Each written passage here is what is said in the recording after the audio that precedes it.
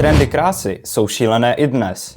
V minulosti se ale pro krásu klidně i umíralo. V dnešním videu ti ukážu ty nejdivnější způsoby, kterými se středověké ženy krášelily. Smrtící make-up Zolova. Ve středověku byla v módě velmi bledá barva kůže, až bílá. Poukazovalo to na to, že šlechta nemusí pracovat na poli.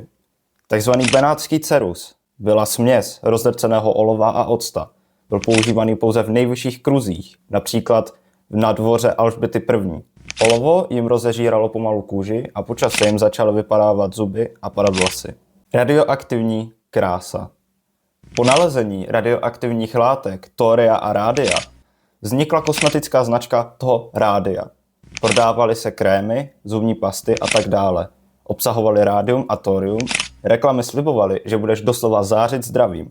Tehdy se totiž myslelo, že malé dávky ti zdraví zlepší. Pleť sice vypadala na chvíli růžově, ale po pár letech používání začaly lidem odpadávat čelisti a umírali na rakovinu ve velkém. Pokud se ti video líbilo, byl bych rád, kdybys mě dal like a odběr.